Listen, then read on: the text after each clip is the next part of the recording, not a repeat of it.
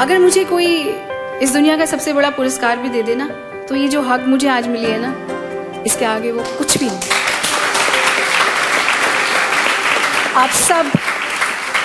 आप सब इसके लिए स्ट्राइव करें। I am extremely grateful for this home coming. I am extremely grateful to you that you gave me this opportunity to speak on this topic. An honor to invite our chief guest, Honorable Justice Swarna Kanta Sharma ma'am, to address the gathering.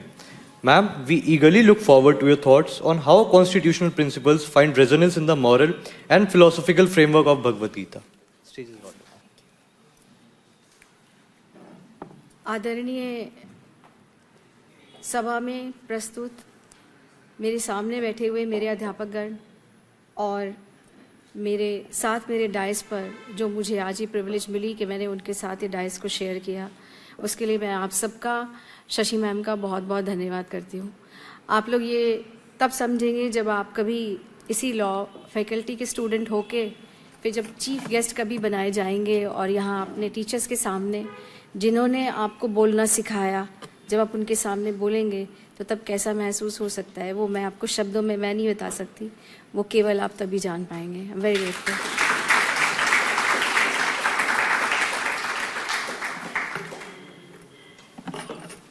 मुझे law faculty ने ही और मेरे college ने ही बोलना सिखाया है, तो आज मैं जो कुछ भी बोलूं, वैसे तो आजकल ये रिवाज है कि जज जो बोलते हैं उसको कुछ और ही बता के उसको प्रस्तुत किया जाता है।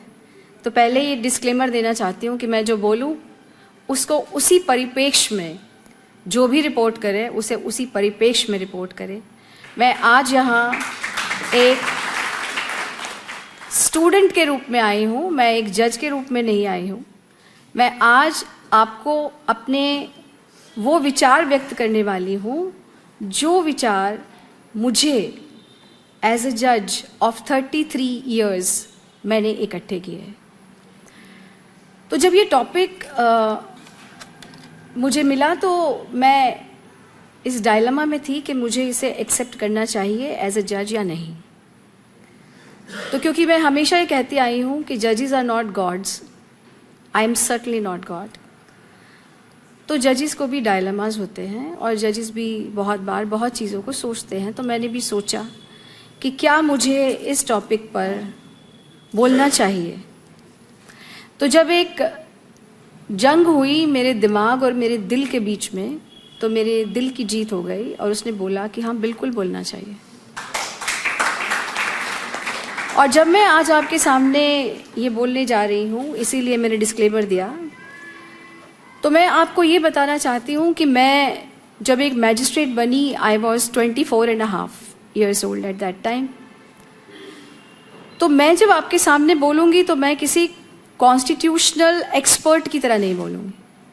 मैं आपको कोई जजमेंट नहीं बताऊँगी, मैं आपको कोई लॉ नहीं बताऊँगी। मैं केवल एक इंसान के तरीके से बोलूँगी जिसने 33 साल तक कोर्ट रूम्स में वो लड़ाइयाँ देखी हैं जो कभी सुर्खियाँ नहीं बनती। जो बहुत बार आपको ऐसा लगता है कि वो केस बहुत बड़े बड़े केस होते हैं जो सुर्खियां बनते हैं, मगर बड़े केस वो होते हैं जो आके दिल को छू जाते हैं। और जब कोई विक्टिम या कोई भी इंसान जो आपके सामने खड़ा होता है वो ये कहता है, I have been seen today, I have been hurt today, justice has been done today, that is the biggest victory for a जज। तो जब लोग हमारे पास आते हैं तो कुछ लोग घाव लेके आते हैं, कुछ लोग एक्सपेक्टेशन लेके आते हैं, कुछ लोग होप लेके आते हैं, और कुछ लोग तो ये सोच के ही आते हैं कि शायद यहाँ कुछ नहीं होगा। जब हम जज बनते हैं तो हम कॉन्स्टिट्यूशन पर ही अपनी ओथ लेते हैं। तो मुझे आज तक अपनी दोनों ओथ याद है। जब मैं मैजिस्ट्रेट बनी तब मैंने एक ओथ ली, और जब मैं हाई कोर्ट की जज बनी तो तब मैंने एक ओथ ली। तो जो एक बात मैंने सीखी एज अ जज, and as a person you learn every day. No one can say that I have learnt all. Judges can never say I have learnt all. हम कभी नहीं कह सकते, क्योंकि हर केस जो आपके सामने आता है वो एक फाइल नहीं होती, that is a story. There is always a story of a life behind every file that we read. तो उस वक्त जो आपको फैसला करना होता है वो आपको करना होता है कॉन्स्टिट्यूशनल मोरालिटी एंड स्टैट्यूट से. तो फिर ये आज का जो विषय है वो क्यों इम्पॉर्टेंट है? अगर मैंने सभी कुछ केवल स्टैट्यूट से करना है और अगर मैंने सभी कुछ केवल कॉन्स्टिट्यूशनल मोरालिटी और जो कॉन्स्टिट्यूशन कहता है उस ओथ से बंद कर करना है, तो आज श्रीमद् गीता का व्याख्यान हम क्यों करें? हम उसका बखान क्यों करें? हम ये इंट्रोस्पेक्शन क्यों करें आज कि हम गीता में जो श्री कृष्ण के श्रीमुख से जो बातें निकली वो आज क्यों रेलेवेंट हैं फॉर जजेस? अधिकतर ये माना जाता है कि कॉन्स्टिट्यूशन केवल जजेस के संदर्भ में है. Constitution is not in relation to judges or lawyers only. It does not pertain to law alone. Constitution आपको ये बताता है बाहरी रूप से, externally, as to what we are supposed to do. यानी स्टेट को क्या करना चाहिए, हमें क्या करना चाहिए, हमारी ड्यूटीज क्या हैं और स्टेट के हमारी तरफ क्या कर्तव्य हैं और हमारे भी क्या कर्तव्य हैं स्टेट की तरफ. तो फिर गीता क्या करती है? गीता हमें ये बताती है कि internal, if I can make you understand like this, कि एक आपको बताता है कि किस तरीके से सुचारू रूप से हम बाहरी रूप से चलें एक्सटर्नली, और गीता आपका उपदेश आपको ये बताता है कि हम इंटरनली सुचारू रूप से कैसे चलें.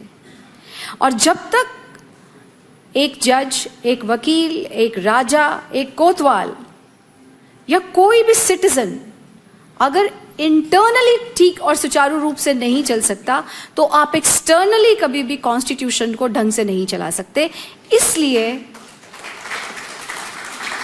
ये जो एक समन्वय है, ये जो एक योग है ऑफ एक्सटर्नल एंड इंटरनल, जो श्री कृष्ण ने भी कहा गीता में, सम रहने का योग.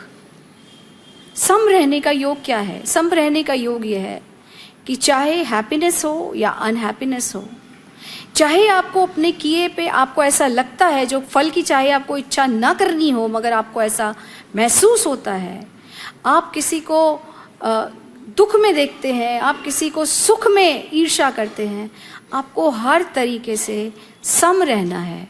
और वो जो सम का एक योग है, योग मीन्स व्हेन यू प्लस, जब हम किसी चीज़ को जोड़ते हैं तो वो जो एक्सटर्नल और इंटरनल का जो योग होता है वो योग हमारे कॉन्स्टिट्यूशन के विजन को एक्चुअली उसको अचीव करने के लिए that is very important. And that is very important because every जज, इफ अ जजेस इंटरनल जर्नी इज नॉट काम, इफ अ जजेस इंटरनल माइंड इज नॉट काम, अगर वो अपने नज़रिए में सम नहीं है, अगर उसको इस योग की परिभाषा समझ नहीं आती है, तो then he can not be a good जज. So who is a good जज? अ गुड जज इज वन, क्या कहते हैं, जो श्री कृष्ण कहते हैं कि जो हर एक को सम दृष्टि से देखता है, कि चाहे आप अमीर हैं और चाहे आप गरीब हैं, चाहे आप किसी एक रिलीजन से हैं या आप किसी और फेथ से हैं जिसको मैं ना मानता हूं, मैं हमेशा सम हूं. चाहे जो डायलेमा अर्जुन को हुआ, वो डायलेमा बहुत बार जजेस को भी होता है कि क्या मैं ऐसा करूं या मैं ऐसा ना करूं, क्या ये ठीक है या ये गलत है.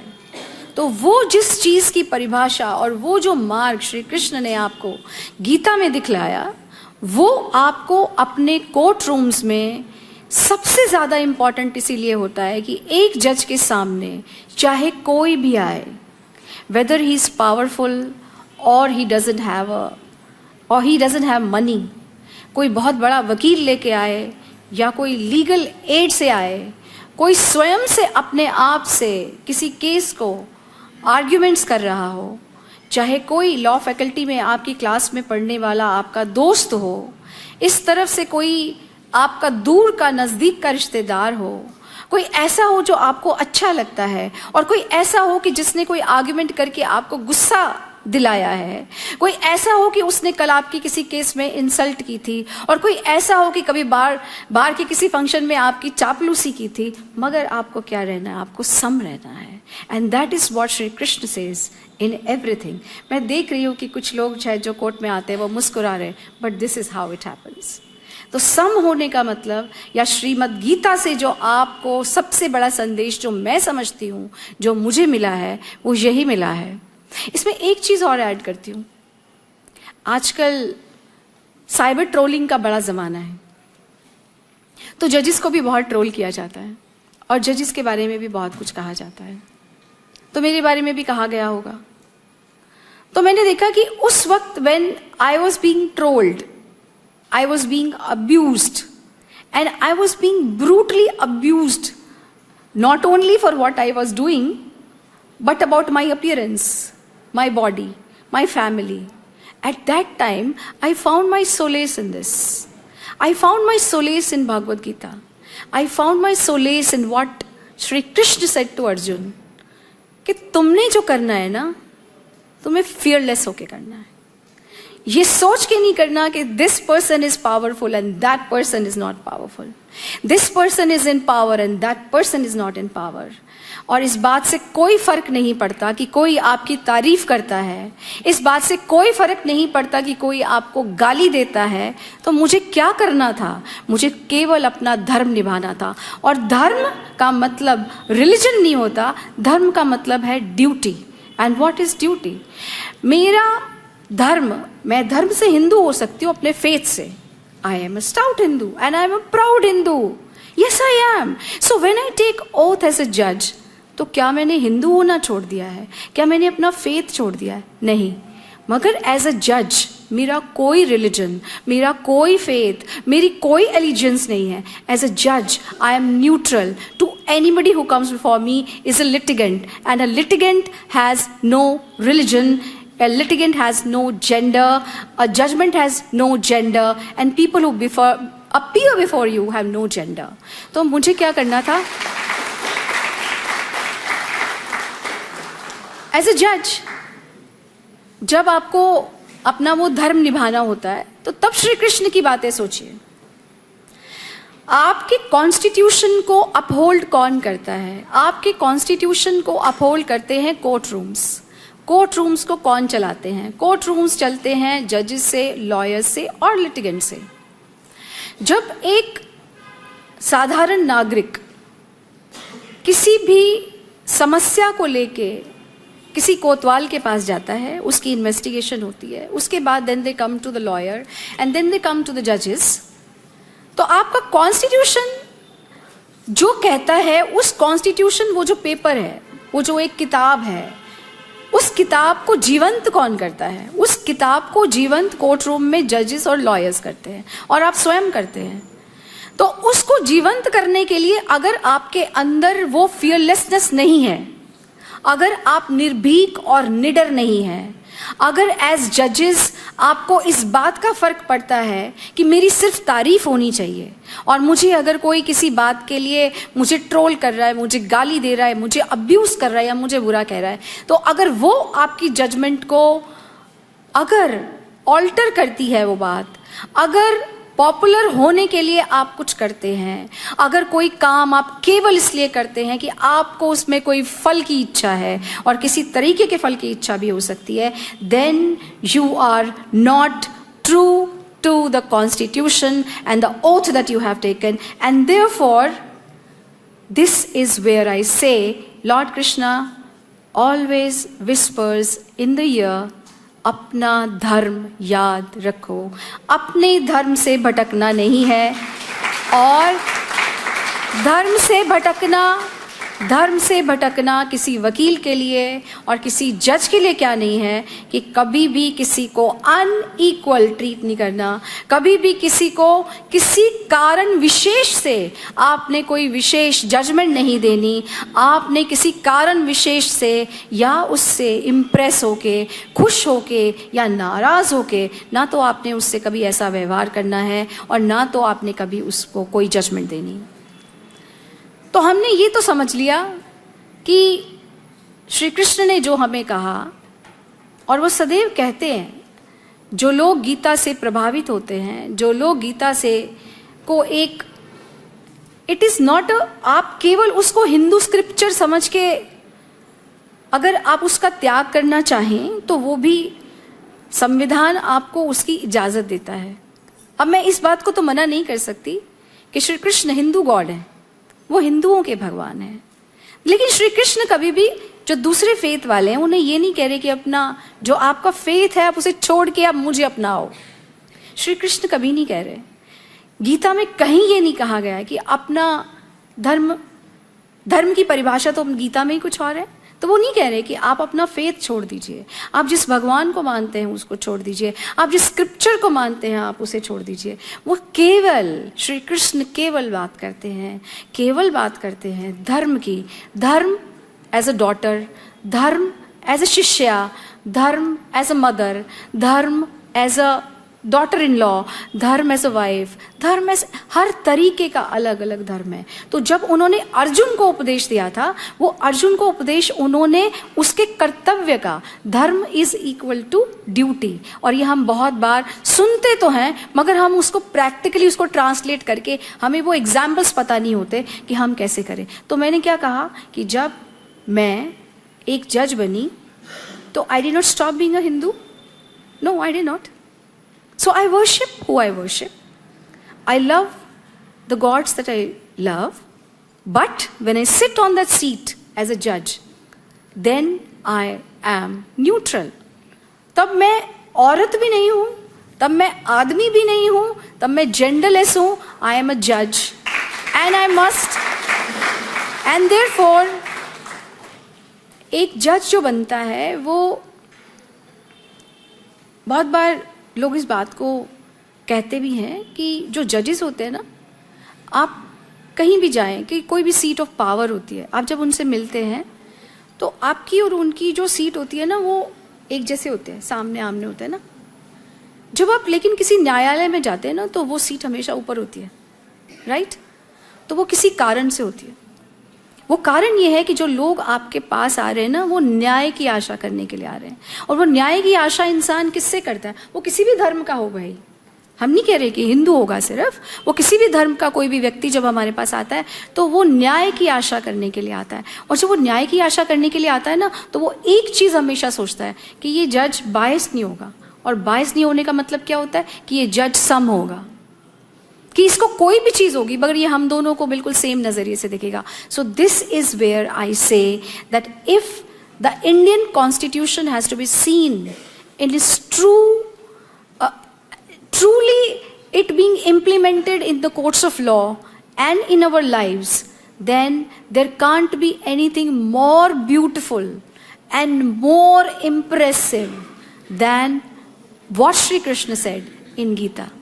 आप में से सभी लोग जिन्होंने केवल आज ये कॉन्फ्रेंस को अटेंड करने के लिए आए हैं मगर जिन्होंने गीता नहीं पढ़ी है, तो वो गीता को जो हिंदू नहीं है वो इस नज़रिए से केवल बेशक ना पढ़ें कि इसमें श्री कृष्ण बात कर रहे हैं, वो इस बात से पढ़ लें कि वो एक टीचर हैं। जब हमारे टीचर हमें पढ़ाने के लिए आते हैं तो हम पूछते हैं कि मैडम आपका धर्म क्या है।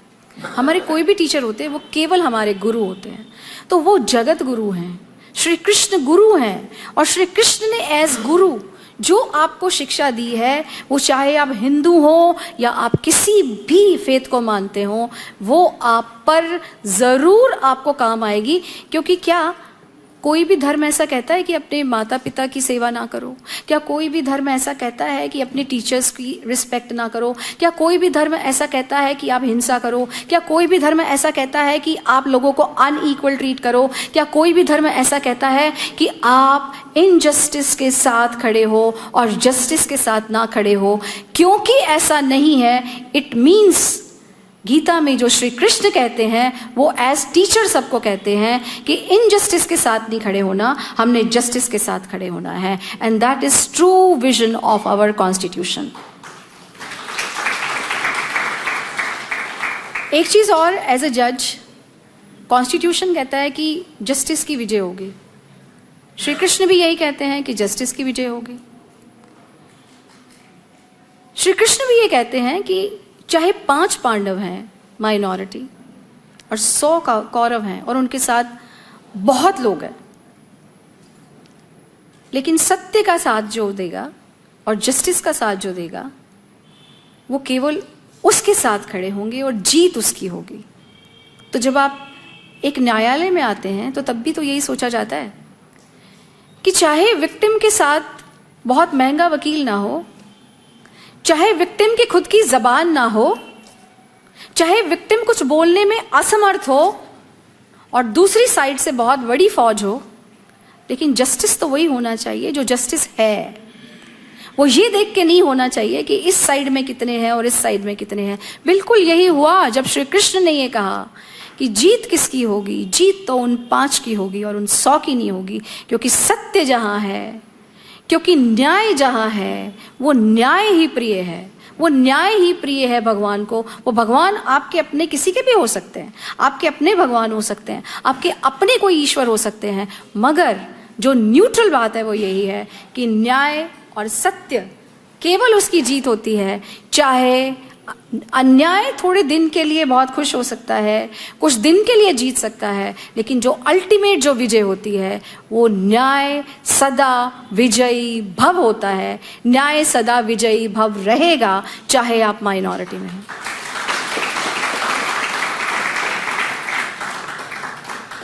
To conclude, I think I've taken some time. To conclude, I would want to say कि जब मैंने ये सोचा कि यहाँ जो बच्चे इस विषय को सुनने आए हैं, जो मैं कह रही हूँ वो उनके लिए, उन्हें क्यों लगे कि हम क्यों सुने, उन्हें क्यों लगे कि मुझे ये श्रीमद् गीता पढ़नी चाहिए और मुझे श्री कृष्ण ने जो कहा है वो मेरे लिए रेलेवेंट होगा। और जो लोग श्री कृष्ण को से जिनकी एलिजेंस नहीं है, एथिस्ट भी हो सकते हैं, दूसरे फेथ के भी हो सकते हैं, उनके लिए ये रेलेवेंट क्यों हो? Why should this be relevant to them? तो हम जब भी कहीं लेक्चर देने के लिए या हम कोई भी इंटरेक्शन करने के लिए हम कहीं भी जाते हैं, तो ये मुझे अपने वो दिन याद आते हैं जब when I was a student. तो अगर मुझे किसी कॉन्फ्रेंस में बुलाया जाए तो मैं भी ये सोचूंगी कि भाई मुझे क्यों बुला रहे हैं, मैंने क्या सीखना है इसमें, what will I learn in this, तो मैं क्या सीखूंगी। तो उस परिप्रेक्ष्य में मैं आप लोगों से बस ये कहना चाहती हूँ, रिपीट करना चाहती हूँ कि आप जो लोग आज लॉ पढ़ रहे हैं, आपके क्लासरूम से जब आप कोर्ट रूम में जाएंगे तो आप कॉन्स्टिट्यूशन को सामने रख के या कॉन्स्टिट्यूशन को सभी कुछ मान के आप कोर्ट में बहुत सारे लोगों के लिए लड़ाई लड़ेंगे, आप अन्याय के विरुद्ध लड़ाई लड़ेंगे। तो जब आप अन्याय के विरुद्ध अगर जब आप लड़ाई लड़ने के लिए चाहते हो, तो चाहे आप वकील हो, चाहे आपके पास वो काला कोट हो, लेकिन जो आपको फियरलेसनेस आती है वो आपके कोट से ही नहीं आती है। It is not the ropes which give you that, it is you what is inside you which gives you that. तो अगर आपकी इंटरनल जर्नी और आपको क्लैरिटी ऑफ थॉट होगा, फियरलेसनेस का, संभाव का, और what is my duty and not only my rights which is now becoming a fashion, तो आप एक ज़्यादा अच्छी लड़ाई लड़ पाएंगे।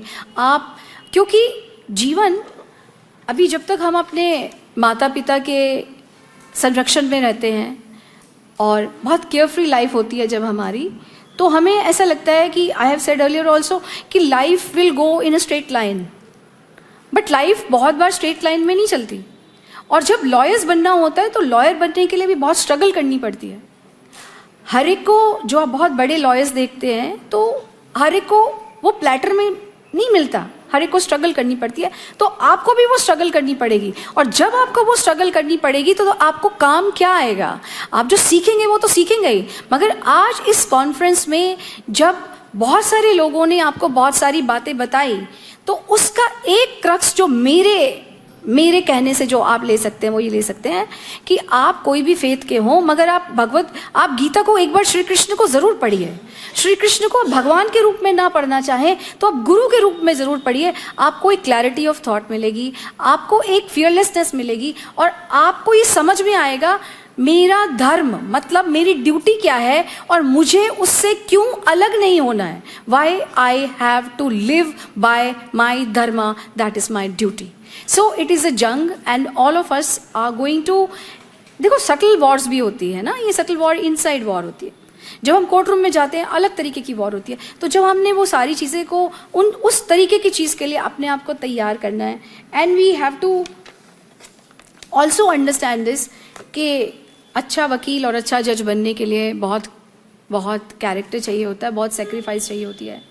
This is not the forum where I should tell you that it has become a fashion to say judges don't work, but how much they work and how much lawyers work, maybe some other day. But yes, रोज़ एक जंग है, court room में एक जंग है, और अपने अंदर एक द्वंद्व और जंग वकील और जजेस दोनों के अंदर होती है। और आप क्योंकि भावी वकील और भावी जज हैं तो इस चीज़ के लिए आप तैयार हों। और मुझे इसी बात पर मुझे पीयूष मिश्रा की एक पोएम, एक गाना बहुत बहुत पसंद है, और वो मैं ज़रूर अपने बात को ख़त्म करने के लिए मैं बोलूँगी आपको कि आपके अंदर वो फियरलेसनेस कैसे आए और आप क्या सोचें, और गीता को सामने रख के, श्री कृष्ण को सामने रख के आप सदैव याद रखें। आरंभ है प्रचंड बोले मस्तकों के झुंड, आज जंग की घड़ी को तुम गुहार दो। आरंभ है प्रचंड बोले मस्तकों के झुंड, आज जंग की घड़ी को तुम गुहार दो। विश्व की पुकार है ये भागवत का सार है कि युद्ध ही तो वीर का प्रमाण है। कौरवों की भीड़ हो या पांडवों का नीड़ हो, जो लड़ सका है वो ही तो महान है। आरंभ है प्रचंड बोले मस्तकों के झुंड, आज जंग की घड़ी को तुम गुहार दो। जीत की हवस नहीं किसी पे कोई वश नहीं, क्या जिंदगी है ठोकरों पे मार दो। मौत अंत है नहीं तो मौत से भी क्यों डरे, कि जाके आसमान में दहाड़ दो। आरंभ है प्रचंड। I will end my lecture with this. I am extremely grateful, ma'am, please. I am extremely grateful for this homecoming. I am extremely grateful to you that you gave me this opportunity to speak on this topic, and though against the doctor's advice, but I have once again strict myself. Thank you so much. God bless you all. Thank you.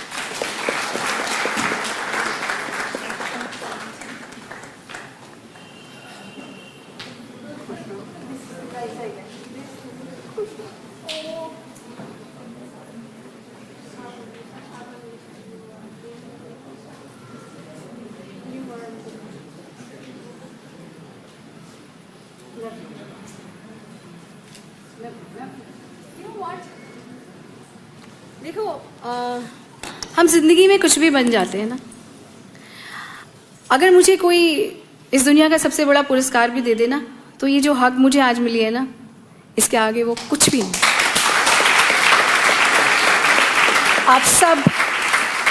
आप सब इसके लिए strive करें, आप सब इसके लिए strive करें, क्योंकि ये जो अफेक्शन वाली हग और ये जो आंसू है ना, इसका कोई मोल नहीं होता।